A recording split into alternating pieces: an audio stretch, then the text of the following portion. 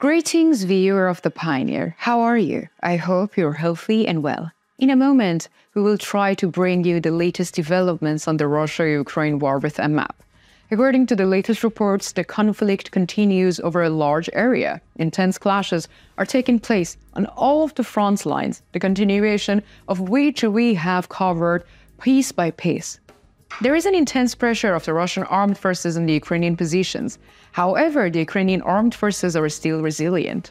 We observe that the pressure of the Russian armed forces continues especially on the Donetsk front line and has started to increase on the Bakhmut front line.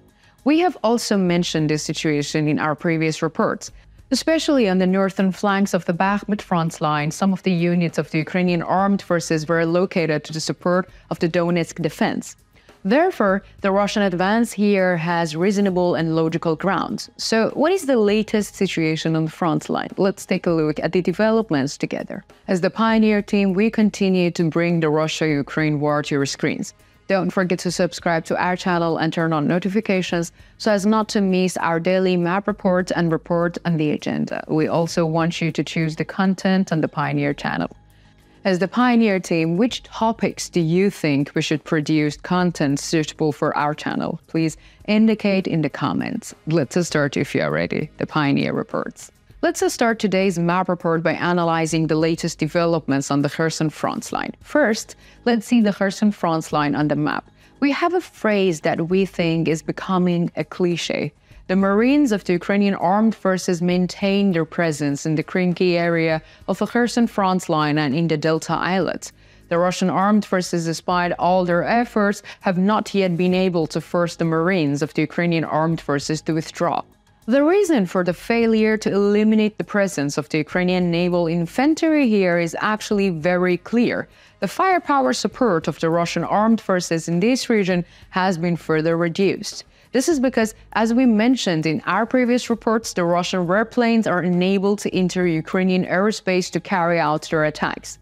Since remote attacks bring them many dangers, the Russian armed forces are trying to carry out operations in this region without fire support. Here we can say that the only advantage of the Russian armed forces is the number of personnel. In the coming days, we expect that the Russian armed forces will adopt the methods of the meat attacks in this region, just like the Donetsk front line. However, it is unlikely that they will make gains here as in the Donetsk front line, because this region is full of delta islets, as you can see. Russian troops who could advance on the Donetsk front line were advancing on the flat plain. Even so, the Russian armed forces suffered heavy losses on the Donetsk front line. These losses will increase even more if the meat attacks are also applied on the Kherson front line. It is noteworthy that the Russian army has increased the security measures at its firing positions in the recent days. According to the latest reports, the Ukrainian army is preparing to launch a large-scale attacks on the firing positions of the Russian army in this region in the coming days. However, we can consider this as a claim. The recent increase in the activity of Ukrainian armed forces unmanned aerial vehicles in the region also confirms this claim. Therefore, we can say that the Russian armed forces are more passive on the Kherson front line than the other front lines. Let us continue with the artillery activity in the region. According to the latest reports, artillery units of the Russian armed forces targeted Zelivnivka, Antonivka, Krinky, Belozerivka, and Kherson. In contrast, artillery units of the Ukrainian armed forces targeted Dnipryani, Oleshki, Olapristan, and Kardashinka. Let's continue our report by analyzing the latest developments on the Zaporizhia front line. According to the latest report, the units of the Russian armed forces continued their traditional Robotny offensives today. We see that there are Russian attacks clustered especially in the west of Robotny. However, so far the Russian armed forces have not made any gains. The Russian attacks in the region were successfully and without casualties repelled by the Ukrainian defense forces. Here we see that the units of the Russian armed forces are carrying out attacks on all bridgeheads of the Ukrainian army. The Zaporizhia front line has become so active for the first time in a long time.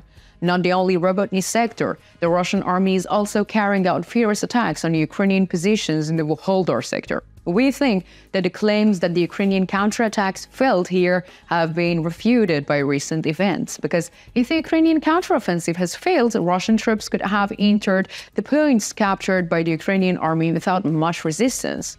Let us continue with the artillery activity in the region. According to the latest reports, artillery units of the Russian armed forces targeted Orikhiv, Robotny, Novodanilovka, Malishorbiaki, Stepov, Lubkov, and Pichyakhati. In turn, artillery units of the Ukrainian armed forces targeted all Russian firing positions south of the line of contact. Let us continue our report by analyzing the latest developments on the Donetsk front line. First, let's see the Donetsk front line on the map. According to the latest reports, on the Donetsk front line, units of the Russian armed forces continue to attack Novomikhailivka from the south and southeast.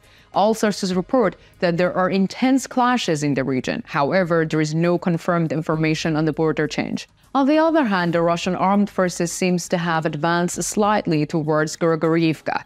We observed active offensive operations by the units of the Russian armed forces near Permovskoye, Severnoi from the southeast and northeast, the town of itself, Stepnoe and Berdyachi. Russian positions in the vicinity of Berdyachi have expanded slightly. However, this expansion is not a game changer for the time being. In addition, the artillery units of both armies are carrying out quite fierce attacks against each other in almost the entire Donetsk front line. Let's continue with the Bakhmut front line. According to the latest reports, Russian troops did not make any gains during their offensives against Klishchivka and Andreevka in the southern part of the Bakhmut front line. However, the situation is different on the northern flank. According to the reports, Russian troops captured Bogdanivka. Ukrainian troops tactically retreated to protect the fortified positions of Kasov Yar.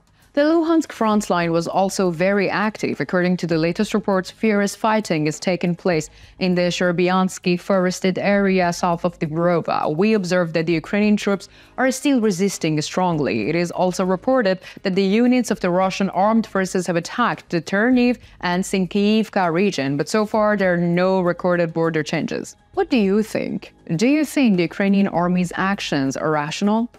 How do you assess the tactical withdrawal operations? What do you think will happen on the Kherson front line? Let me know in the comments. I read and care about all your comments.